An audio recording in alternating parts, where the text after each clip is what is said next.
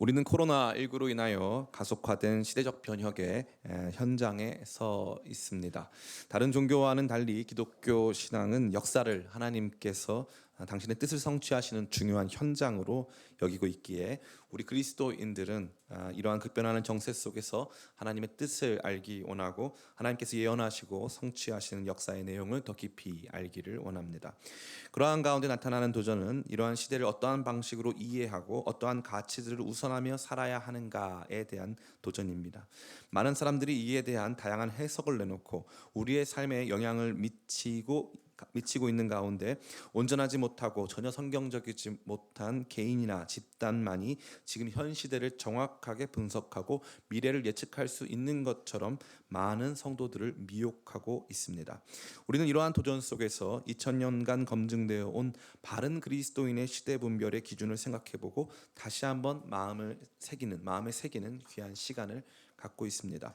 지난 시간 우리는 어떠한 시대적 변혁의 사건이나 동향 속에서도 우리가 가져야 할 가장 중요한 태도와 자세를 생각해 보았습니다. 그것은 바로 하나님의 통치입니다. 우리는 하나님의 통치가 세상의 기존 질서를 빠르게 변혁하는 진짜 원동력이 됨을 생각해 보았습니다. 또한 어떠한 상황 속에서도 하나님이 통치하시기 때문에 우리는 그것을 예언하고 분석하는 선지자를 주목할 것이 아니라 그것을 통치하시고 다스리시며 새롭게 하시고 바르게 하시는 하나님을 주목해야 함을 생각해 보았습니다. 그리고 또한 그러한 하나님의 통치가 하나님의 거룩한 공의, 하나님의 거룩한 윤리적 기준과 잣대에 따라 진행되고 있음을 함께 생각해 봄으로 말미암아 어떠한 상황적인 어려움과 변혁의 혼란이 있다 할지라도 우리는 하나님께서 원하시고 뜻하시는 거룩하고 온전하고 공의로운 삶을 살아야 함을 지난 시간 살펴본 바 되었습니다. 그러기에 우리가 급변하는 세계 정세와 난리의 소문, 전쟁과 전쟁의 소문 속에서도 안심하고 평온할 수 있는 것은 모든 것이 하나님의 통제 안에 있기 때문입니다. 도리어 하나님께서 각 나라와 민족과 권세들을 심판하시고 그들의 권력을 이양하시는 과정 속에서 일어난 일들이기에 우리는 특정 선지자나 예언자가 아닌 그 모든 것들의 원동력이 되시는 하나님을 깊이 신뢰하고 우리 자신의 삶을 거룩과 공의로 채워가야 함을 지난 시간에 깊이 새겨본 바 있습니다. 이것이 가장 기본적인 신자의 종말론적 태도라고 감히 말씀드릴 수 있습니다. 오늘부터 우리는 좀 더 적극적으로 시대를 분별하고 하나님 말씀에 대한 견고한 입장을 취할 수 있는 내용들을 살펴보기 원합니다. 그 중심에는 바로 계시론이 존재합니다. 계시는 감추어졌던 것을 드러내는 것을 의미하죠. 이는 하나님의 감추었던 뜻이 드러나는 것인데 이러한 뜻을 명확하게 이해하고 분석, 적용할 수 있는 존재로서 선지자들이 있었습니다. 오늘 우리가 깊이 생각해 볼 바는 바로 이 선지자에 대한 것입니다. 선지자가 지금도 존재하는가? 지금도 우리가 그러한 예언을 할 수 있는가에 대해서 우리가 깊이 생각해 보기를 원한다는 것이죠. 인류 최대의 동영상 플랫폼이라고 할 수 있는 유튜브에는 많은 사람들이 스스로 하나님의 뜻을 가장 잘 분별하여 증거하고 있다고 생각하며 많은 동영상을 올리고 있습니다. 그중에 제가 접하게 된 동영상들 중 상당수는 자신만이 마지막 때에 가장 분명한 하나님의 뜻을 알고 있다라고 하는 내용이었습니다. 그들은 새로운 성경 해석을 제공하고 많은 사람들에게 시대를 분별하여서 어떠한 정치 세력 혹은 어떠한 국제적 동향을 주목하고 그것들에 대하여서 어떠한 방식으로 헌신할 것을 강하게 도전하고 있었습니다. 그러한 사람들의 활동으로 말미암아 많은 성도님들이 흔들리고 있습니다. 단순한 불안을 느끼는 것을 넘어 해당 소위 선지자나 예언자들을 추종하고 신봉하는 경향을 많이 보여주고 있는 것입니다. 그것이 대단히 신비로운 것이 아니라 한다면 대부분 정치적인 문제와 또 국제적인 정세의 문제와 깊이 결부되어 있습니다. 더 이상 건전한 상식이 통하지 않고 마지막 때에 특별하고 비범한 상황이 강조되어 특정 정치 집단이나 경향성이 하나님을 기뻐하시는 내용이라고 가르치고 거기에 우리의 삶을 헌신하도록 종용하고 있는 것입니다. 그러기에 오늘 저는 좀 도발적인 말씀의 제목을 통하여 여러분과 참된 예언과 선지자에 대해 생각해 보기를 원합니다. 그 말씀의 제목은 바로 그 선지자가 제 마음대로 한 말이니, 제가 붙였던 많은 설교 중에 베스트 3 안에 드는 제목이 아닌가 하는 생각이 듭니다. 이 제목은 제가 그냥 한 말이 아니고 우리가 오늘 읽은 본문 속에 등장하는 말입니다. 자, 이제 본격적으로 누가 진짜 선지자인지, 우리는 누구의 말을 가장 신뢰하고 그 존재만을 온전한 하나님의 계시의 통로로 여기고 고백해야 하는지를 깊이 생각하고 마음에 새겨야 할 시간을 가져야 할 때가 왔습니다. 아무쪼록 우리 모든 성도님들 안에서 성령께서 스승이 되사 조명하심으로 진짜 우리가 붙잡고 듣고 그 안에서 살아가야 할 참 예언과 선지자들을 바르게 분별하게 되는 귀한 은혜 누리시는 시간 되기를 예수님의 이름으로 축원합니다. 오늘 본문은 선지자와 관련된 중요한 내용, 사실은 가장 중요한 내용들을 망라하여 다루어 주고 있습니다. 우리가 오늘 읽은 오늘 본문 속에 제시되는 참 선지자의 모습을 먼저 간략하게 소개해 드리기를 원합니다. 첫 번째, 그는 그들의 형제 중에서 세워진 모세와 같은 한 명의 선지자입니다. 오늘 우리가 읽은 본문 같이 한번 읽어보기를 원합니다. 15절입니다. 같이 읽어보겠습니다. 15절 시작. 내 하나님 여호와께서 너희 가운데 내 형제 중에서 너를 위하여 나와 같은 선지자 하나를 일으키시리니 너희는 그의 말을 들을지니라. 아멘. 이 선지자는 몇 명입니까? 한 명입니다. 단 하나의 최종적이고 궁극적 선지자가 올 것을 예언하고 있는 것입니다. 단 하나가 중요합니다. 모세와 같은 단 하나의 최종적이고 궁극적 선지자를 하나님께서 세우실 것을 분명히 말씀하여 주고 있는 것입니다. 두 번째, 그 선지자가 와서 하나님의 말씀을 다 전한다, 다 말한다고 되어 있습니다. 우리 같이 한번 말씀을 읽어보겠습니다. 18절 말씀입니다. 같이 한번 읽어보겠습니다. 시작.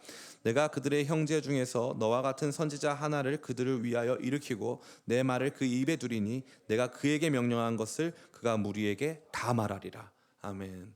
하나님께서 그 선지자, 최종적이고 궁극적인 단 한 명의 선지자에게 말한 것을, 그 말한 내용 가감 없이 모든 것을 온전히 통째로 다 증거하게 될 것을 말하는 것입니다. 그러니까 그 선지자가 증거하지 않은 내용은 존재하지 않는다는 것이죠. 하나님께서 그 선지자에게 하신 모든 말씀은 다 증거가 될 거라는 사실이 되는 것입니다. 세 번째, 그는 여호와 하나님의 이름으로 이 모든 말씀을 전하고 있습니다. 같이 우리 19절 말씀 같이 한번 읽어보겠습니다. 시작.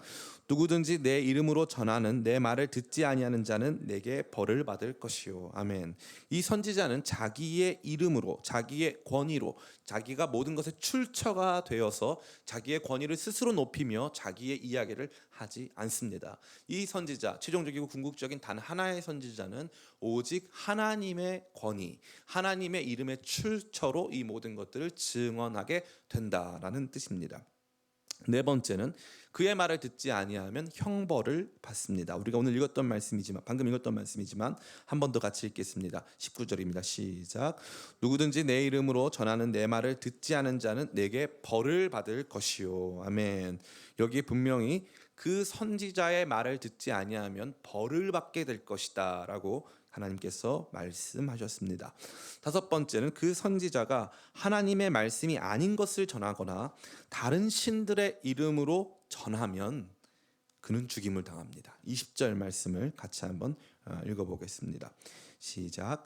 만일 어떤 선지자가 내가 전하라고 명령하지 아니한 말을 제 마음대로 내 이름으로 전하든지 다른 신들의 이름으로 말하면 그 선지자는 죽임을 당하리라 하셨느니라. 아멘. 얼마나 준엄한 말씀입니까? 하나님의 권위가 아니거나 하나님께서 전하라고 하시는 내용이 아니면, 하나님의 이름으로부터 말미암는 출처가 아니거나 하나님께서 전하라고 하신 말씀이 아니면 그는 죽임을 당합니다. 이게 하나님께서 정하신 법입니다. 그렇다면 우리 안에 들어오는 질문이 있고 하나님께서도 그 질문을 정확하게 이해하셨습니다. 그럼 우리가 그 사람이 진짜 선지자인지 가짜 선지자인지, 그가 전하는 말씀이 하나님의 말씀인지 아닌지를 어떻게 압니까? 라는 질문에 대해서 하나님께서 이렇게 말씀하십니다.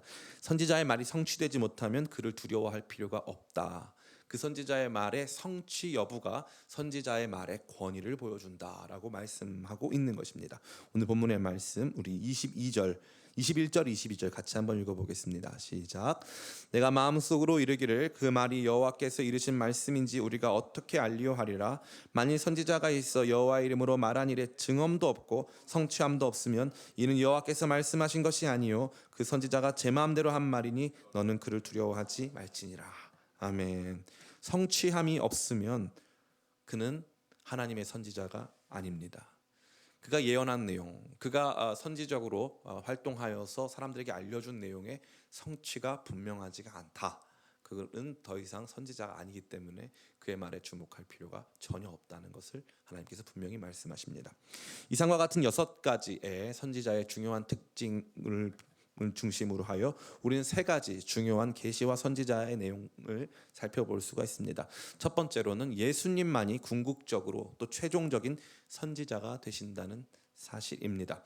예수님은 이스라엘 민족 가운데 이스라엘 민족의 형제로서 오셔서 모세와 같은 역할을 하신 유일하신 선지자입니다.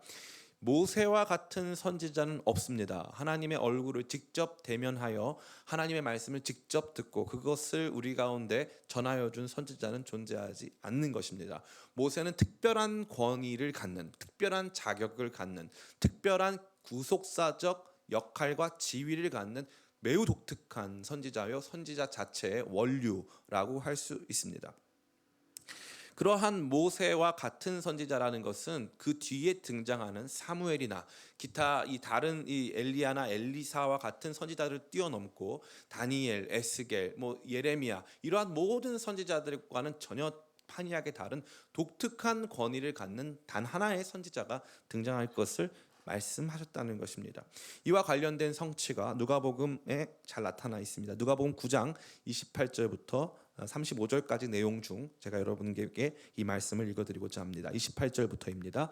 이 말씀을 하신 후 8일쯤 되어 예수께서 베드로와 요한과 야고보를 데리고 기도하시러 산에 올라가사 기도하실 때 용모가 변화되고 그 옷이 휘어져 광채가 나더라. 문득 두 사람이 예수와 함께 말하니 이는 모세와 엘리야라. 참 흥미롭습니다. 한 산에 올라갔는데 모세와 엘리야가 나타납니다. 모세도 산에서 하나님의 말씀을 받았습니다. 엘리야도 여호와의 산 호렙에 올라갔습니다. 거기에서 하나님의 세미한 음성을 들었습니다. 근데 매우 흥미롭게도 예수님도 한 산에 올라가셨고 그 용모가 변화돼서 휘어져서 광채가 나기 시작했습니다. 광채의 선지자는 모세입니다. 모세는 하나님의 얼굴을 배웠기 때문에 하나님을 배웠기 때문에 모세의 얼굴에서 하나님의 광채가 나타났습니다. 그런데 이제는 이 광채가 예수님에게 나타나기 시작한다는 것이죠. 그래서 35절은 이렇게 말하고 있습니다. 구름 속에서 소리가 나서 이르되 이는 나의 아들 곧 택함을 받은 자니 너희는 그의 말을 들으라. 너희는 그의 말을 들으라. 이 말씀은 얼마나 유사합니까? 오늘 우리가 읽은 이 신명기 말씀과 얼마나 유사합니까? 15절입니다. 내 하나님 여호와께서 너희 가운데 내 형제 중에서 너희를 위하여 나와 같은 선지자 하나를 일으키시니 너희는 그의 말을 들을지니라. 이제 우리가 누구의 말을 들어야 하는가가 매우 분명해지기 시작한 것입니다. 예수님께서 바로 이 신명기 18장에서 예언된 최종적이고 궁극적인 모세와 같은 단 하나의 선지자라는 사실을 누가복음 9장은 또 다른 이 복음서는 강하게 증언해주고 있는 것입니다. 이제 예수님께서는 모세와 엘리야와는 비교될 수 없는 더 높은 권위를 가지시고 하나님께서 세우시고 약속하신 참 선지자가 되신 것을 우리 모두로 알게 하는 것이죠. 이 내용이 복음서에만 등장할까요? 그렇지 않습니다. 히브리서 역시도 예수님이 최종 계시의 완성이 되심을 말해주고 있습니다. 제가 읽어드리겠습니다. 히브리서 1장 1절부터 2절입니다. 옛적의 선지자들을 통하여 여러 부분과 여러 모양으로 우리 조상에게 말씀하신 하나님이 이 모든 날 마지막에는 아들을 통하여 우리에게 말씀하셨으니 이 아들을 만유의 상속자로 세우시고 또 그런 말미암아 모든 세계를 지으셨느니라. 아멘. 이 모든 날 마지막에는 이제는 아들이 하나님의 계시를 증거하는, 전달하는 유일한 출처, 유일한 통로가 되심을 강하게 선포해주고 있는 것입니다. 또한 요한복음에서는 앞서 제가 설명드린 대로 선지자의 중요한 판단 기준인 이 선지자는 누구의 말을 해야 한다고 했습니까? 자신의 권위에 입각한 자신의 말을 해서는 안 되고 이 선지자는 바로 하나님께서 주신 말씀을 하셔야 한다는 거죠. 요한복음 12장 49절 이렇게 말하고 있습니다. 화면 준비되어 있지 않습니다. 제가 말씀드리겠습니다. 제가 말씀을 읽어드리겠습니다. 예수님 이렇게 말씀하십니다. 요한복음 12장 49절입니다. 내가 내 자의로 말하는 것이 아니요 나를 보내신 아버지께서 내가 말할 것과 이를 것을 친히 명령하여 주셨으니. 아멘. 예수님께서는 정확하게 아버지 하나님의 말씀을 전하고 있는 것입니다. 여기까지 듣고 나시면 많은 분들이 예수님의 말씀이나 성취가 목사님 예수님의 초림과 예수님의 사역 당시 혹은 예수님의 죽으심과 부활에만 국한된 내용이 아닙니까? 라고 저한테 물어볼 수 있습니다. 다시 말해 예수님의 계시의 말씀은 예수님 부활 때까지 로 머물어서 이제 교회의 시대, 성령의 시대에는 새로운 종류의 계시나 선지적 활동이 필요한 것 아니냐라고 하는 질문이 아마도 제기될 수 있다는 것입니다. 그러나 전혀 그렇지 않습니다. 예수님께서 자신의 말씀의 궁극적 성취자가 되실 뿐만 아니라 예수님께서 그 말씀을 계시하시는 최종적인 선지자가 되심을 요한계시록에서도 보여주고 있습니다. 요한계시록 5장 1절부터 5절까지의 말씀입니다. 제가 읽어드리겠습니다. 내가 보매 보좌에 앉으신 이의 오른손에 두루마리가 있으니 안팎으로 썩고 7인으로 봉하였더라. 또 보매 힘 있는 천사가 큰 음성으로 외치기를 누가 그 두루마리를 펴며 그 인을 떼기에 합당하냐 하나 하늘 위에나 땅 위에나 땅 아래에 능히 그 두루마리를 펴거나 보거나 할 자가 없더라. 세상에 그 두루마리, 감추어진 역사의 두루마리를 펴거나 볼 수 있는 존재가 없다는 것입니다. 그 누구도 그것을 제대로 읽을 수 있는 존재가 없다는 사실이죠. 단 하나의 존재만이 그것이 가능하다는 것입니다. 4절과 5절입니다. 그 두루마리를 펴거나 보거나 하기 합당한 자가 보이지 아니하기로 내가 크게 울었더니 저는 이 말씀이 너무 놀랍습니다. 감추어진 하나님의 계시의 말씀을 누구도 우리 가운데 밝히 보여주고 그것을 역사 가운데 성취할 존재가 없기에 사도 요한이 엉엉 울었다는 것입니다. 그 뜻을 알기 원하여서 그것을 제대로 이해하기를 원하여서 엉엉 울었다는 사실이죠. 도대체 누가 이것을 우리에게 알게 할 것인가, 누가 이것을 성취할 것인가에 대하여서 엉엉 울었다는 것입니다. 5절입니다. 장로 중에 한 사람이 내게 말하되 울지 말라. 유다 지파의 사자 다윗의 뿌리가 이겼으니 그 두루마리와 7인을 떼시리라 하더라. 아멘. 그 두루마리와 7인을 떼셔서 거기에서 두루마리는 하나님 계시를 말하는 것이고 7인은 봉하여진 것들을 말하는 것인데 그 모든 것들을 그분이 여셨다는 사실이죠.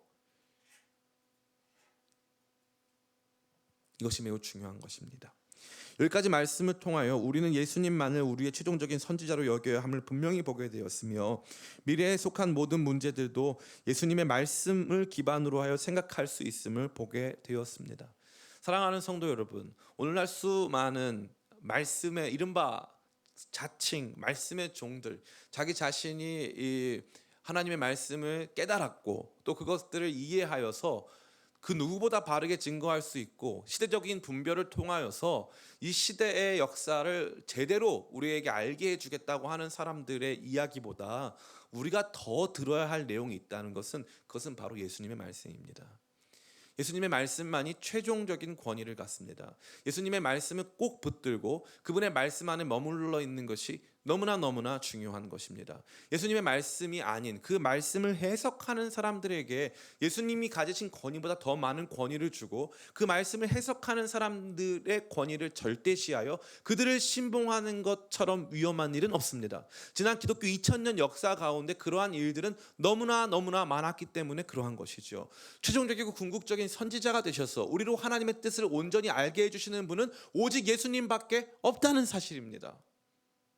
이게 너무 중요한 문제인데 이 부분에 대해서 어떤 목사님이 설교를 잘하거나 어떤 목사님이 성경에 대해서 많은 지식을 갖고 있거나 어떤 목사님이 이 시대에 대한 강한 통찰력을 갖고 있다는 것만으로 우리는 예수님의 말씀에 대한 관심을 그 사람에게 돌릴 때가 너무나 많다는 것입니다. 그는 마지막으로 최종적으로 궁극적으로 임할 선지자가 아니고 우리에게는 이미 최종적이고 궁극적인 선지자가 오셨고 그분께서 성령을 통하여 지금도 우리에게 이 말씀을 증언해주고 있는 것입니다. 기록된 말씀을 증언해주는 것이 너무나 중요한 것입니다. 예수님의 선지 활동은 기록되어 있습니다.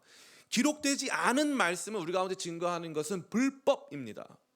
불법이에요. 그것은 많은 성도님들이 이 부분에 대해서 오해하고 착각하고 이것들로 말미암아서 자기의 신앙적 기준을 바르게 세우지 못할 때가 너무 많습니다. 새로운 것을 발견하면 거기에 막 열광을 합니다.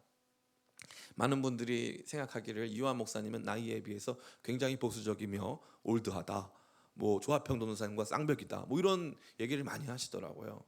근데 저가 굉장히 예전에는 아주 트렌디하고 아주 이 뭐라고 할까요? 세련된 그런 사람이었어요. 그런데 제가 이제 역사 공부를 신학 공부를 쫙 하다 보니까 너무 재밌는 건 요즘 사람들이 이 얘기하는 아주 저 목사님 말씀이 혁신적이고 뭔가 이 시대에 앞서가고 있다고 하는 대부분의 이야기들은 과거에도 다 존재했습니다. 수백 년 전부터. 해 아래 새 것은 없습니다. 그것을 발견한 다음에 저는 역사, 시간을 초월하여 영원히 변하지 않는 것이 무엇일까를 보게 된 것이죠.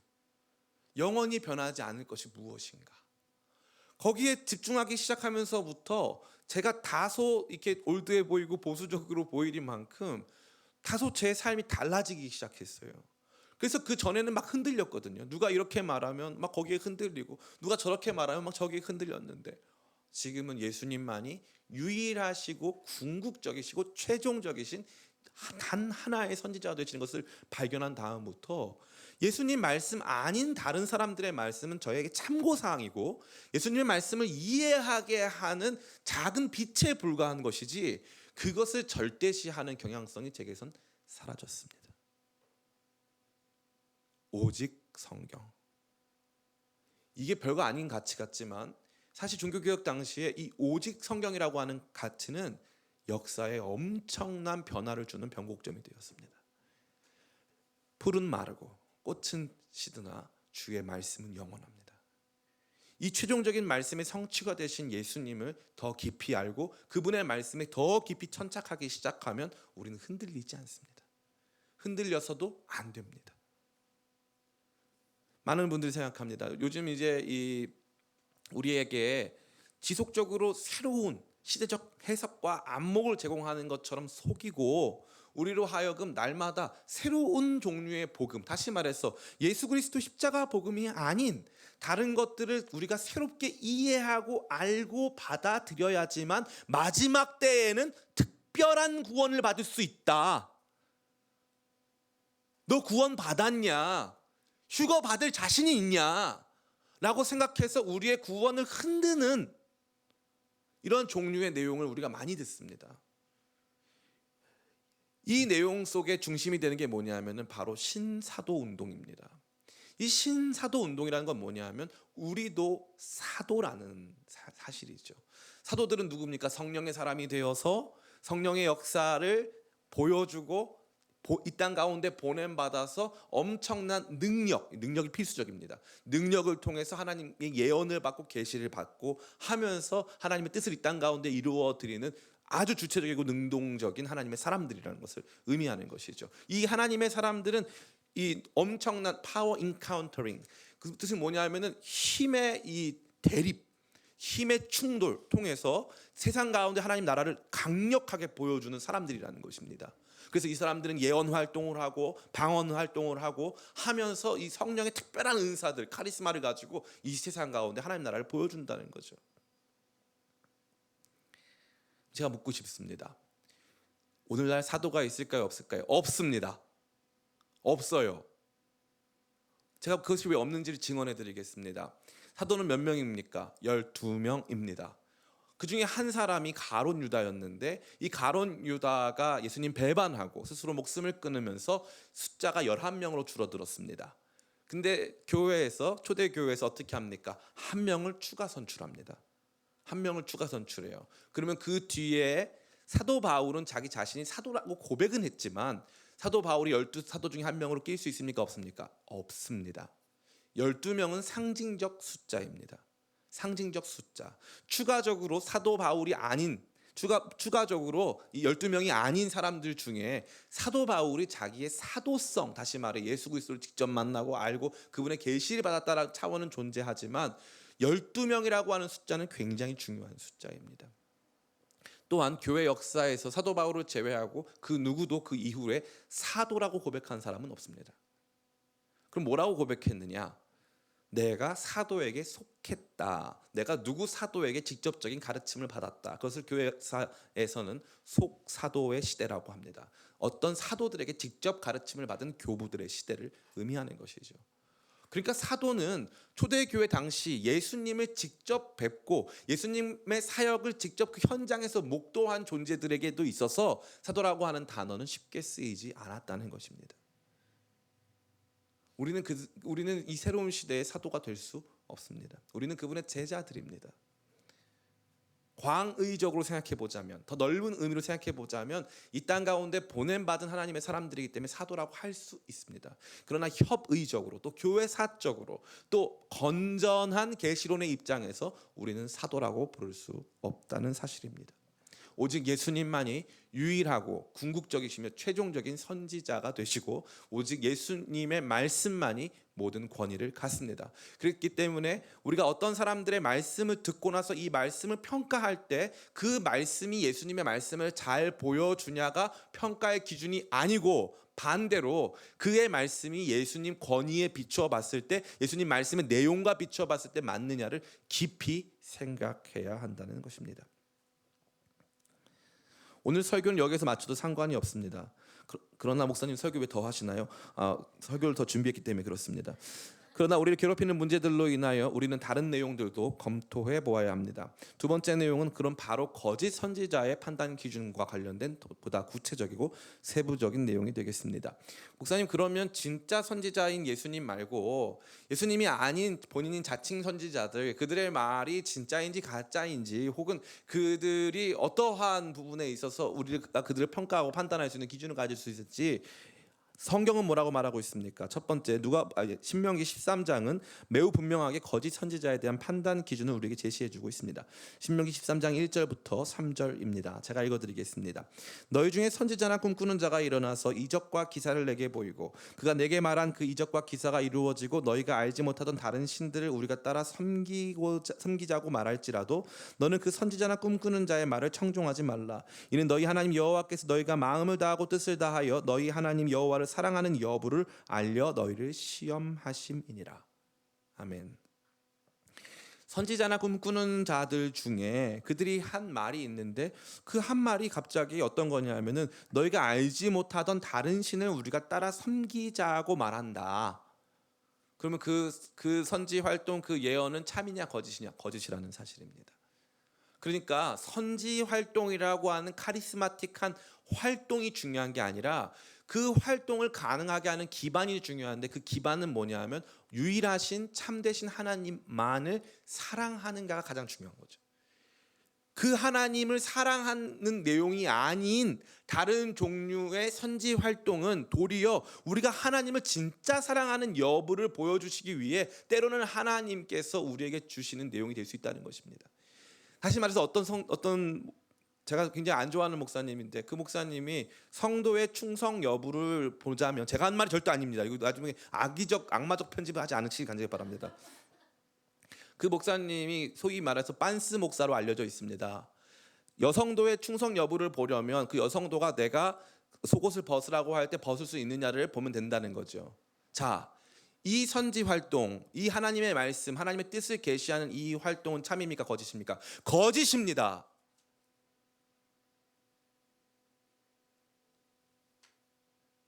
이거 정말 중요한 문제입니다.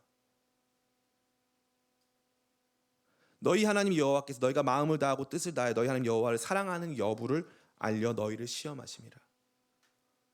우리가 봤을 때 영험한 목사님이 계신데, 어떤 목사님 진짜 하나님 뜻을 아시는 목사님이 계신데 그 목사님이 우리에게 이거 우리가 봤을 때는 새로운 하나님이에요.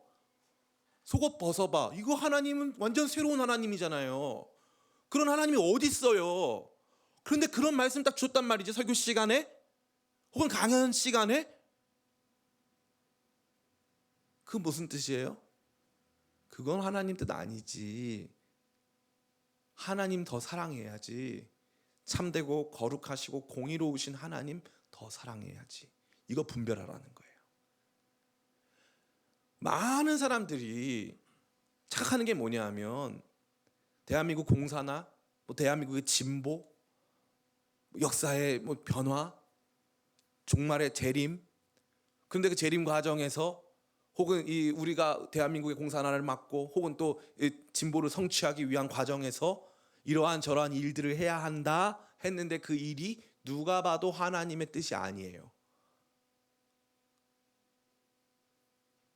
그건 가짜 거짓 선지 행위가 되는 것입니다. 마태복음에서도 동일한 선지 활동의 거짓 여부를 판별할 수 있는 기준이 제시되고 있습니다. 마태복음 7장 15절부터 23절입니다. 아주 유명한 말씀이죠. 제가 읽어드리겠습니다. 거짓 선지자들을 삼가라. 양의 옷을 입고 너희에게 나아오나 속에는 노략질하는 일이라. 그들의 열매로 그들을 알지니 가시나무에서 포도를 또는 엉겅퀴에서 무화과를 따겠느냐. 이와 같이 좋은 나무마다 아름다운 열매를 맺고 못된 나무가 나쁜 열매를 맺나니 좋은 나무가 나쁜 열매를 맺을 수 없고 못된 나무가 아름다운 열매를 맺을 수 없느니라. 아름다운 열매를 맺지 아니하는 나무마다 찍혀 불에 던져지니라. 이러므로 그들의 열매로 그들을 알리라. 나더러 주여 주여 하는 자마다 다 천국에 들어갈 것이 아니요 다만 하늘에 계신 내 아버지 뜻대로 행하는 자라야 들어가리라. 그날에 많은 사람이 나더러 이르되 주여 주여 우리가 주의 이름으로 선지자 노릇하며 주의 이름으로 귀신을 쫓아내며 주의 이름으로 많은 권능을 행하지 아니하였나이까 하리니 그때 내가 그들에게 밝히 말하되 내가 너희를 도무지 알지 못하나니 불법을 행하는 자들아 내게서 떠나가라 하리라. 그들의 열매로 우리는 그들을 알 수 있습니다. 첫 번째, 그들의 메시지로 그들을 이해할 수 있다고 말씀드렸습니다. 그들의 메시지가 우리가 알고 있는 공의로우시고 거룩하시고 참되신 사랑이신 하나님을 떠나서 다른 하나님을 다른 방식으로 섬기자고 한다. 그들의 메시지가 그들에게 그런 문제가 있다는 것은 그들이 거짓 선지자거나 그들의 활동 자체가 거짓 활동이라고 하는 점을 우리로 분명히 알게 하는 것이죠. 또한 두 번째, 그들의 메시지가 아닌 그들의 삶의 열매가 혹은 그들이 추구하고자 하는 방향과 방식이 그들의 열매가 그러한 방식으로 나타났다면 그거는 절대로 하나님께서 보내신 선지자가 아니라는 것입니다. 거기에 뭐가 포함됩니까? 심지어 그가 선지자 노릇을 하고 주의 이름으로 귀신을 쫓아내고 권능을 행한다 할지라도 예수님께서 내가 너를 도무지 알지 못한다. 내가 너를 도무지 알지 못한다. 많은 사람들이 제가 만약에 여기서 죽은 사람 살리잖아요. 그러면 사람들이 어떻게 생각할까요? 아, 이요한 목사님 하나님이 특별히 사용하시는 종인가 보다. 제가 여기서 막 능력 행하지 않습니까? 그러면은 사람들이 이요한 목사님 정말 독특하시고 하나님께서 사용하시는 사람인가 보다. 어떤 교회에서 금요기도회 시간이었습니다. 금요기도회 시간에 그 교회가 강대상이 크리스탈로 된 강대상이었는데 금요기도회 시간에 이제 목사님이 기도회 마치고 기도하시다가 들어간 다음에 성도들이 이제 기도를 하고 있는데 갑자기 크리스탈 강대상이 이게 어떠냐면 깨질 때 그냥 깨지는 게 아니라 산산조각이 납니다. 근데 가만히 있는데 아무런 자극이 없었는데 이 크리스탈 강대상이 폭파된 거예요. 그냥 퍽 터져가지고 산산조각이 났습니다. 그러니까 너무 놀라잖아요, 사람들이. 그러니까 이제 부교역자가 가서 담임 목사님께 말씀을 드린 거예요. 목사님 큰일 났습니다. 강대상이 산산조각이 나버렸습니다. 폭파됐습니다. 그랬더니 목사님이 하시는 첫 마디가 뭐였냐면 아깝다. 내가 기도할 때 터졌어야 되는데 이렇게 말씀하셨다는 거예요. 내가 기도할 때 주여 할 때 터졌으면 정말 놀라운 일이 벌어졌을 거라는 거죠. 우리 목사님 신령하다. 우리 목사님 하나님이 사랑한다. 우리가 주의 이름으로 선지자 노릇하며 주의 이름으로 귀신을 쫓아내며 주의 이름으로 많은 권능을 행하지 아니하였나이까 하리니 그때 내가 그들에게 밝히 말하되 내가 너희를 도무지 알지 못하나니 불법을 행하는 자들아 내게서 떠나가라. 권능이 하나님 말씀의 권능이 사람을 살리는 치료의 능력이 우리의 말씀을 보증하지 않는다는 것이죠. 너무너무 독특한 말씀입니다. 이것이 선지 활동이냐 아니냐 첫 번째 선지자의 메시지를 보고 확인할 수 있다는 거죠. 하나님 떠나라고 하는 메시지, 우리가 믿는 하나님하고 좀 다른 하나님을 섬기는 메시지. 제가 이름만 되면 요즘에 제가 이제 명예훼손에 민감해져가지고 실명을 가급적 덜 거론하려고 하는데 지난주에 좀 많이 해가지고 좀 걱정됩니다. 제가 이름만 되면 알만한 대한민국에서 가장 유명한 목사님 중에 한 분이 계세요. 그분이 이제 예배당을 이제 새롭게 짓기 위해서 이건 그분 책에 나오는 내용입니다. 제가 그냥 드리는 말씀이 아니고 제가 들은 카더라가 아니고 그분 책에 나오는 내용을 제가 말씀드리는 거예요. 그 예배당을 새로 부지를 구입했습니다. 부지를 구입하고 갑자기 이제 이분이 장로님들을 모아서 그 부지 해당 부지에 가보자. 그런데 이게 엄청난 이 융자를 받아서 산 땅이거든요. 그래서 참 감사하다. 그래서 가보자 해가지고 다 같이 갔다는 거예요. 다 같이 그 예배당에 가서 예배당 부지에 가서 이 목사님이 이렇게 말씀하신 거 장로님들한테, 그 장로님들은 교수님도 있고 대기업 사장님도 계세요. 근데 장로님들한테 이 목사님이 이렇게 말씀하시는 거예요. 뭐 하세요? 빨리 오줌 누지 않으시고 빨리 여기다 오줌을 누라는 거예요. 이게 짐승들이 자기 영역을 표시할 때 오줌을 넣지 않냐고, 여기다가 빨리 같이 오줌 넣자 이거예요. 더 충격은 그 장로님이 다 했다는 거예요. 그래서 거기에 교회당이 세워졌다는 거예요. 여러분 어떻게 생각하세요? 그 교회 지금 2만 명 모여요. 경기도 남부에 있는 교회입니다. 그 목사님 굉장히 유명하세요. 지금도.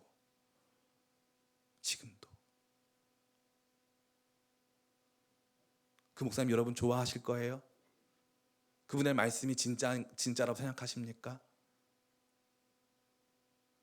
우리가 모르는 하나님 아니에요? 처음 들어본 하나님 아닙니까? 처음 들어본 하나님. 그분이 일산에 있는, 고양시에 있는 아주 큰 집회, 저 해당 교회의 이 부교역자분이 저한테 얘기해 주신 내용 그대로, 그분은 혼자 들은 게 아니고 그 부흥회 때 계신 모든 분들이 들은 거예요. 부흥회 때 뭐라고 했냐면, 성도는 말씀이 목사 똥구멍에서 나와도 들어야 된다 라고 말했다는 거죠. 성경에 어디에 그런 내용을 보신 적이 있습니까? 그러니까 우리가 선지 활동, 하나님 계시의 말씀을 밝히는 활동에 있어서의 굉장히 중요하고 거룩한 패턴을 이해하지 못하는 거예요. 우리가 섬기는 하나님 그런 분 아니시잖아요. 제가 지금 전해드린 그 내용은요, 그냥 무슨 유튜브에 동영상 좀 올리는 이단 종파 혹은 좀 이렇게 이상한 분들 중에 한 분이 아니고, 지금 대한민국을 이끌고 가고 있으며 조만간에 한 교단의 총회장이 되시는 분이에요. 그분 책에 기록되어 있고, 그분 집회를 통해서 많은 사람이 그 얘기를 들었어요. 들으면서 아유 뭐 목사가 실수할 수도 있지, 아 목사가 가끔은 좀 저런 표현이 나올 수도 있어, 재밌잖아, 해악이 넘치잖아.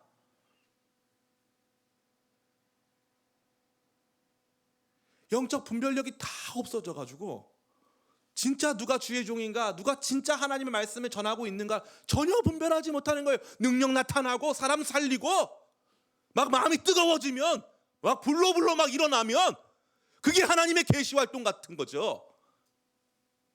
그런 건 없습니다. 그런 건 없어요. 거기에 속지 마시길 간절히 축원합니다. 눈물로 호소합니다. 지혜로워지시길 바라고 거룩해지시길 바랍니다. 성령에 휩싸여 성령께서 조명하시고 가르치시는 성령의 스승되셔서 참 진리와 거룩의 길로 우리를 인도하시는 것을 체험하게 되시기를 간절히 축원하는 것입니다. 마지막 세 번째입니다. 우리는 거짓 선지자가 아니랄지라도 기본적으로 인간 선지자들이 갖는 한계들을 명확하게 알아야 한다는 것입니다. 인간 선지자가 갖는 한계는 단순히 그가 갖는 육체적 연약함이나 그가 갖는 여러 가지 이 지식이나 이런 한계를 말하는 게 아니에요. 이건 뭐냐면 필연적 계시 활동의 한계를 말하는 것입니다. 다시 말해 예수님이 아닌 이상 모든 선지자는 모든 것을 다 알 수 있다 없다? 없다는 사실이죠. 인간은 모든 것을 다 알 수 없습니다.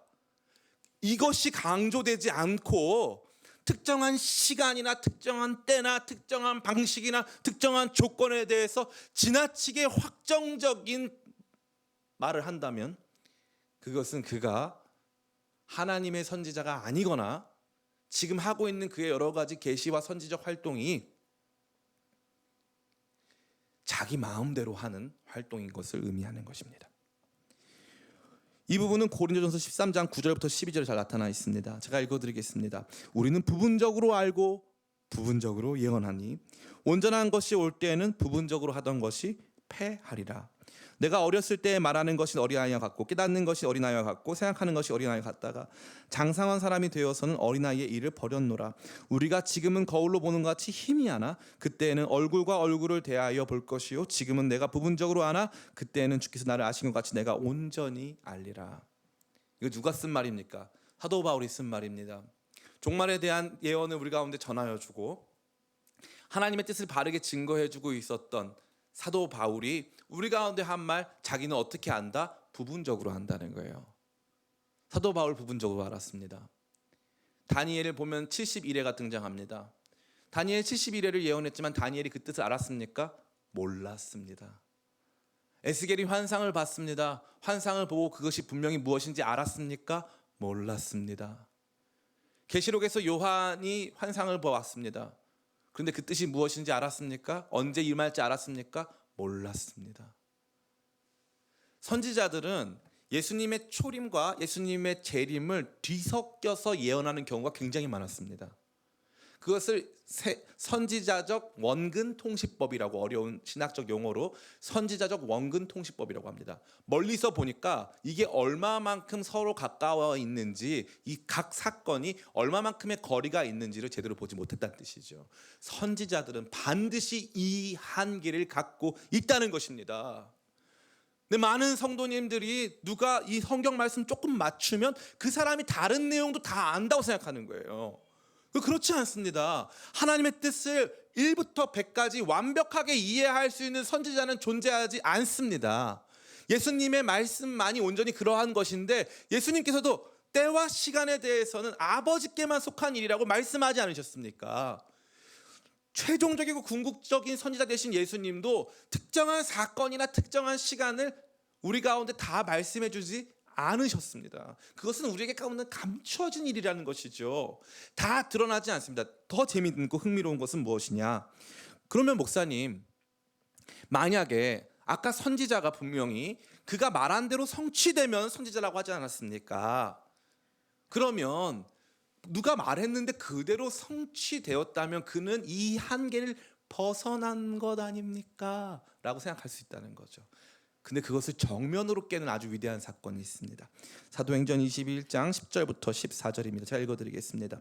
여러 날 머물러 있더니 아가보라는 한 선지자가 유대로부터 내려와 우리에게 와서 바울의 띠를 가져다가 자기 수족을 잡아매고 말하기를 성령이 말씀하시되 예루살렘에서 유대인들이 이같이 이 띠 임자를 결박하여 이방인의 손에 넘겨주리라 하거늘 우리가 그 말을 듣고 그곳 사람들과 더불어 바울에게 예루살렘으로 올라가지 말라 권하니 바울이 대답하되 여러분이 어찌하여 울어 내 마음을 상하게 하느냐 나는 주 예수의 이름을 위하여 결박당할 뿐 아니라 예루살렘에서 죽을 것도 각오하였느니라 하니 그가 권함을 받지 아니하므로 우리가 주의 뜻대로 이루어지이다 하고 그쳤노라. 아멘. 여기 보면 아가보라고 하는 대기근을 예언한 아주 위대한 한 선지자가 등장합니다. 이 사람의 선지 활동은 성령으로부터 말미암았습니다. 이 사람이 한 선지 활동 중에 굉장히 중요한 활동이 있는데 그것은 어떤 띠를 가져다가 자기가 모르는 사람이라고 생각했어요. 그 띠 주인 그냥 이 누구 띠지 하면서 붙잡아서 갑자기 손에 묶습니다. 손에 묶더니 이 띠 주인 내가 누군지는 모르겠지만 이 띠 주인이 이와 같이 묶일 것이다 라고 증언했어요. 이게 어떻게 됩니까? 성취됩니다. 그럼 우리 소름이 돋는 거죠. 성취됐어. 이루어졌어. 선지자야. 이 사람 말이 다 맞았어. 근데 생각해 보세요. 그럼 사도 바울이 어떻게 해야 되죠? 사도 바울이 여기 순종해야 될 거 아닙니까? 예루살렘에 가면 안 되는 거 아닙니까? 사도 바울은 그렇지 않아요. 그러니까 이 아가보는 뭐만 한 거예요? 현상만 한 거예요. 현상 이면에 그러한 현상과 상황 속에서도 하나님의 뜻이 다름을 아가보는 보지 못했습니다. 예를 들어 아가보가 이 허리띠 주인이 이렇게 묶일 것인데 성령께서는 그가 끝까지 가기를 원하십니다 까지 했다면, 혹은 그 정확한 장소와 시간까지 예언했다면 우리는 선지 활동이 제한이 없다고 생각해야 될 것입니다. 그러나 아가보는 이 띠 주인이 누군지를 몰랐고, 두 번째로 아가보는 그것이 언제 일어날지도 몰랐고, 그리고 그것이 이루어진다 할지라도 그것에 어떻게 반응해야 할지를 몰랐다는 것입니다. 자, 이제 여러분에게 말씀드립니다. 어떤 선지자가 나타났습니다. 2022년에 제2차 세계 대공황이 올 것이고 2026년에 휴거가 올 것이다. 또 조만간에 남북 통일이 이루어질 것이다. 그럼 여러분 어떻게 하라는 것입니까? 성경은 여러분에게 어떻게 하라고 말하고 있습니까? 예수 잘 믿고 깨어 있으라고 말합니다. 무슨 일이 일어나는지는 중요하지 않다는 것이죠. 그가 그걸 예언했다 할지라도 그는 아가보에 불과합니다. 여러분 아가보가 지금 아가보 복음서 보신 적 있습니까? 아가보 믿고 구원받았습니까? 아가보 이야기 듣고 여러분 뭐 미래의 삶을 계획하고 진단하십니까? 그렇지 않지 않습니까? 정확하게 맞췄는데 이거 어떤 의미를 줬을까요? 사도 바울에게 마치 이와 같았을 거예요. 바울아 너 잘 준비해. 이런 일이 있을 거야. 네. 사도 바울이 가는 이 여정을 바꾸지 않았습니다. 주 예수께 받은 사명, 곧 하나님의 은혜의 복음을 증거하는 일을 마치려 하면 나의 생명을 조금 더 귀한 것으로 여기지 아니하노라. 성령께서 내게 말씀하여 이르시길 내가 예루살렘에 올라가서 무슨 일을 당할는지 나 알지 못한다. 너무 흥미롭지 않습니까? 누구는 성령에게 감동되어서 언제 이런 일이 닥칠 것이다 예언을 했는데 누구는 성령에게 감동되어서 그런 일이 닥쳐도 너는 끝까지 마지막 사명 완수해야 된다. 자, 그러면 누구의 선지적 활동, 누구가 어떤 사람이 받은 하나님의 말씀이 더 옳습니까? 사도 바울이 받은 게 훨씬 옳은 거죠. 그러니까 여러분 쫄 필요 없어요. 그러니까 제가 어떤 느낌이 드냐면 최근에 UFC 이제 이 MMA라고 하는 이 각종 이제 무술 뭐 격투기죠. 종합 격투기라고 하는데 종합 격투기 선수랑 이 중국의 쿵후 선수랑 이제 맞대결을 한 적이 있습니다. 중국 쿵후 선수가 막 엄청나게 화려한 동작을 막 보여주면서 막 야 막 진짜 누가 봐도 막 눈빛이 막 달라질 만큼 막 하는데 그냥 한 방에 끝나더라고요. 종합 격투기 선수한테는 한 방에 딱 끝나더라고요. 와, 다 필요 없어요. 진짜 이기는 법, 진짜 싸우는 법이 따로 있는 거예요. 겉으로 뭐 이렇게 뭐 하나님 말씀이 어쩌고저쩌고 다 필요 없어요.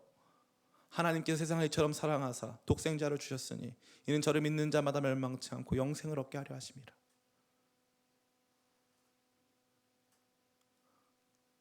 길은 주어졌습니다. 내가 곧 길이요 진리요 생명이니 나로 말미암지 않고는 아버지께 올 자가 없느니라. 오직 예수. 오늘 말씀의 결론입니다. 사랑하는 성도 여러분, 이 어둡고 혼탁한 시대에 수많은 사람들이 양의 탈을 쓰고 속으로는 속여 빼서 우리의 삶을 더욱 피폐하고 온전치 못한 방향으로 만들고 있는 가운데 우리가 지혜와 분별력을 다 잃어버릴 때가 있습니다. 중요한 것을 붙잡아야 합니다. 무엇이 더 중요한가? 무엇이 더 중요하고 온전한 그림인가 하는 것을 붙잡아야 하는 것이죠. 그것은 다른 것이 아닙니다. 바로 예수님만이 최종적이고 궁극적인 유일한 우리에게 주어진 선지자이시기에 예수님의 말씀을 들어야 한다는 것입니다. 다른 데 마음 두지 마시고 누가 병을 고쳤네 못 고쳤네 방언을 통역을 하네 못하네 예언을 하네 못하네 거기에 집중하시면 안 된다는 사실이죠. 세상을 어떻게 조망하든 못하든 그건 우리의 관심사가 아니라는 것입니다. 우리는 오직 예수님만 붙들고 나가야 한다는 거죠. 이 예수님이 최종적이고 유일하신 선지자가 되심을 어떤 권사님이 여러분 안에서 기도를 해준다 할지라도 그분이 여러분을 다 맞춘다 할지라도 두려워하지 마시길 바랍니다. 미아리에 가면은 이 점장님들이 그 미아리 거기에 가면 많거든요. 거기 뭐 선녀 보살 다 맞춰요. 신기합니다. 전 안 가봤지만 너무 재밌어요. 왜 거기에 여러분 주눅 드십니까? 우리 가운데는 마지막이고 최종적이고 유일하신 선지자가 있는데 왜 우리의 마음을 자꾸 왜 사소한 데 두십니까? 저는 그것이 너무나도 안타깝습니다. 예수님만이 유일한 선지자가 되시기에 우리는 그분의 말씀에 집중해야 된다는 것이죠. 두 번째, 우리는 선지자의 선지적 내용과 그의 삶의 열매를 통해 그를 판단해야만 합니다. 그가 우리 가운데 제공하는 메시지가 우리가 알고 있던 거룩하고 공의로우시고 사랑 많으신 하나님이 아닌 다른 종류의 하나님을 증거하고 다른 종류의 행동과 헌신을 요청한다면 우리는 그를 의심해야 하는 것입니다. 뿐만 아니라 그가 보여주고 있는 엄청난 영적 권위라 할지라도 그의 열매를 통해 그를 알아야 한다는 것이죠. 반드시 나쁜 열매는 나쁜 나무는 나쁜 열매를 맺게 되어 있는 것입니다. 그러니까 우리에게는 그러한 선지자에 대한 거룩한 비판과 판단이 필요하다는 사실이죠. 또한 마지막으로 그 선지자가 거짓 선지자가 아니라 할지라도, 참 선지자라 할지라도 그 선지자는 반드시 한계를 가질 수밖에 없기에, 특정 선지자가 내가 모든 것을 다 알고 마지막 때에 하나님께서 주신 비밀을 다 알았기 때문에 이제 언제 어떻게 무슨 일이 벌어진다고 말해도 여러분 속을 필요가 전혀 없다는 것입니다. 그 사람이 틀릴 확률이 아주 많다는 거죠. 교회사에는 수많은 신실한 하나님의 사람들이 그들의 예언과 전망이 오류로 난무했음을 보여주고 있습니다. 그러니까 우리는 인간 선지자를 의지해서는 안 되는 것입니다. 사랑하는 성도 여러분, 마지막으로 여러분에게 강하게 호소하여 드립니다. 여기에 있는 이요한 목사라 할지라도 사도 바울이 뭐라고 말합니까? 갈라디아서에 나 혹은 하늘에서 내려온 천사라 할지라도 내가 전한 복음 외에 다른 복음을 전한다면 저주를 받을지어다. 사도 바울은 복음의 권위를 자기에게 두지 않았습니다. 도리어 복음이 자기를 평가하고 판단하는 기준이 되어야 함을 말했다는 것이죠. 여러분에게 주인 노릇하고 여러분의 삶을 빼앗고 여러분의 삶 속에 끊임없는 혼돈을 만들어내고 하나님이 아닌 세상을 보게 해서 세상에 급변하는 정세가 하나님의 뜻인 것처럼, 하나님 뜻이 맞지만 그것만 보면서 그게 하나님께서 독특하고 특별한 방식의 구원을 예비하신 것처럼 말하는 사람들이 있다면 그들에게서 떠나시기를 간절히 축원합니다. 우리 기쁨의 교회는 참 진리 가운데 거하여서 그 무엇도 흔들 수 없는 위대한 하나님의 말씀의 기초 위에서 든든히 세워져가는 교회 되기를 간절히 원합니다. 어떤 분들도 인간 선지자에게 휘둘리는 분들 단 한 분도 없기를 간절히 말합니다. 하나님께서 우리와 함께하사 우리를 진리 가운데 인도하실 줄을 저는 믿습니다. 참되고 유일하시고 궁극적인 선지자 되신 예수님을 굳게 붙잡는 우리 모든 성도님들 다 되시기를 예수님의 이름으로 축원합니다. 제가 기도하겠습니다. 아버지 감사합니다. 어둡고 혼탁한 시대, 수많은 사람들이 말씀의 종이라 자처하며 우리 성도들을 어둠 가운데 미혹하고 있는 시대입니다. 사람들은 분별력을 잃고 무엇이 옳은지 그른지에 대한 판단보다 당장 내가 옳다고 믿는 가치들을 먼저 속 시원하게 긁어줄 사람들이 나타난다면 그에게 많은 것을 희생하며 헌신합니다. 그가 제공하는 세상에 대한 이해를 자기가 봐야 하는 세상에 대한 이해로 여기고 거기에서 주께서 원하시지도 않는 헌신, 주께서 원하시지도 않는 비참한 수고들을 감당하면서 항상 기뻐하라, 범사에 감사하라, 쉬지 말고 기도하라, 이것이 너희를 향한 하나님의 뜻이니라 말씀하시는 이 말씀, 그거 너무 아무나 하는 말씀이고 그거 너무 쉬운 말씀이라고 여기는, 그래서 더 새롭고 더 무언가 능력 있어 보이는 말씀에 자기의 삶을 헌신하려고 하는 우리 많은 성도들 주여 불쌍히 여겨주시옵고 정말 참 진리 가운데 거하여서 주님 기뻐하시는 삶 살도록 도와주시옵소서. 우리 기쁨의 교회는 진리의 말씀을 받는 교회인 줄을 믿사오니 다른 데 치우쳐 하나님 말씀 아닌 것에 목숨 걸지 않게 도와주시옵고 오직 주의 말씀만 붙잡고 그 말씀 안에서 영원한 생명 누리도록 인도하여 주시옵소서. 주께서 함께 하실 건 믿사오며 예수님의 이름으로 기도드립니다. 아멘. 우리 찬양하시면서 준비한 예물 주 앞에 올려드리겠습니다.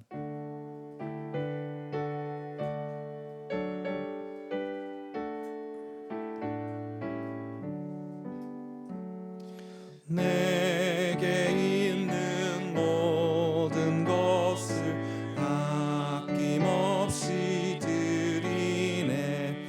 사랑하고 의지하며 주만 따라 살리라. 주께 드리네, 주께 드리네.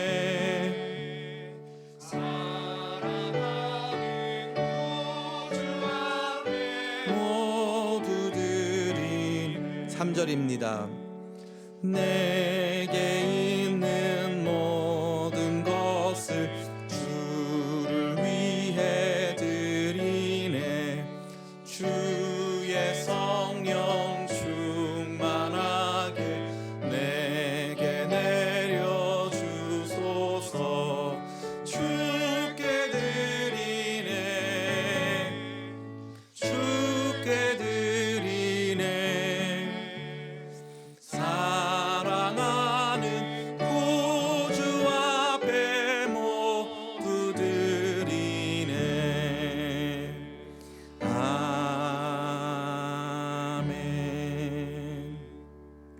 주님 감사합니다. 우리의 삶의 모든 것 주님께만 드립니다.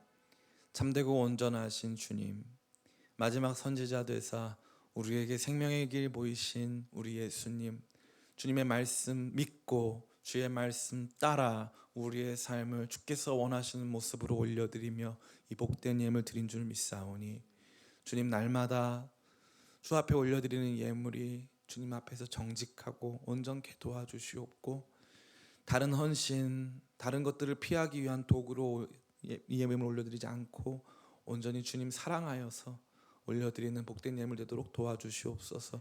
특별히 기쁨의 교회가 참 진리의 말씀 들음으로 말미암아 좌로나 우로나 치우침 없이 주께서 원하시는 삶 살기를 원하오니, 우리 성도들 미혹하는 모든 존재들 다 떠나가게 도와주시옵고, 참 은혜 속에서 주신 삶을 기쁘고 감사히 여기며 주께서 원하시는 최선을 다한 복된 삶 살아가는 우리 모든 성도님들 다 되도록 은혜 더하여 주시옵소서.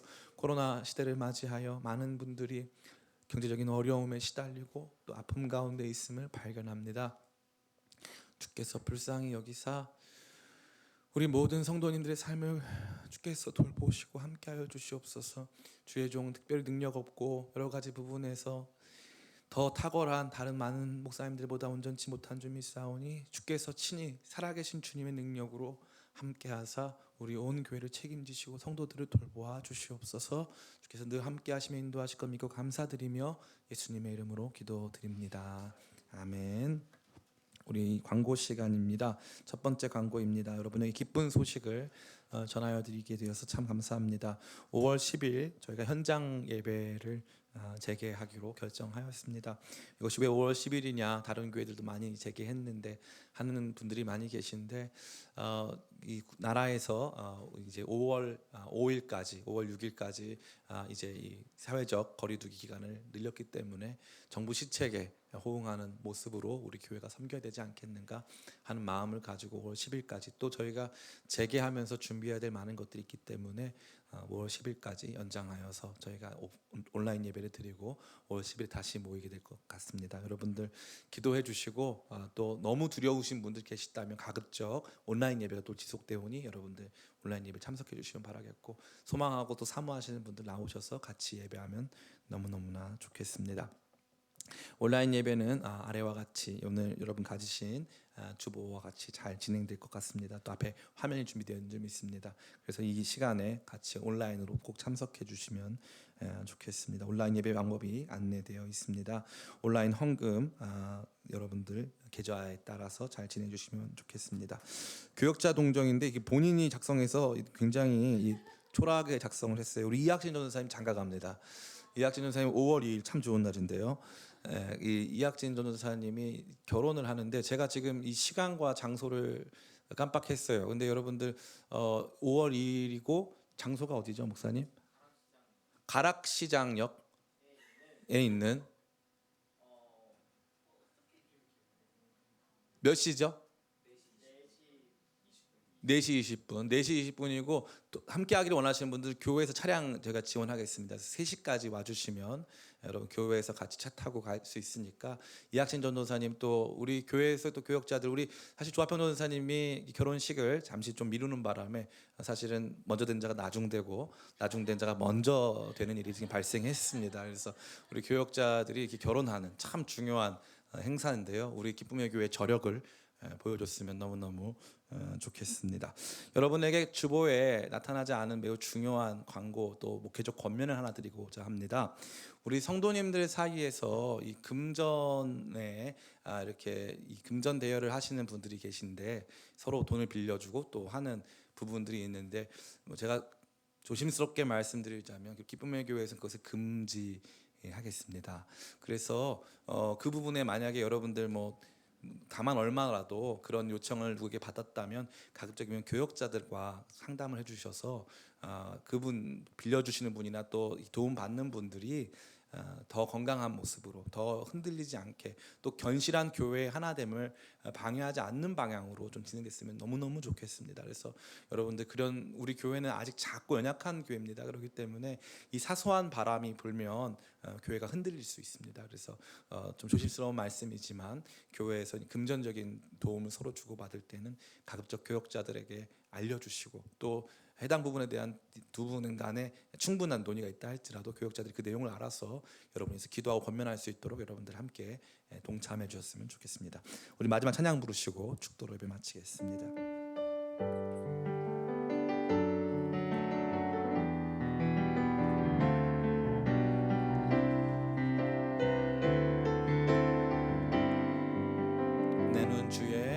내 눈 주의 영광을 보네. 우리 가운데 계신 주님, 그 빛난 영광 온 하늘 덮고, 그 찬송 온 땅 가득해.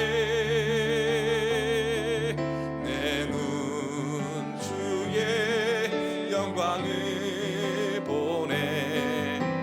찬송 가운데 서신 주님, 주님의 얼굴은 온 세상 향하네. 권능의 팔을 드셨네. 주의 영광 이곳에 가득해.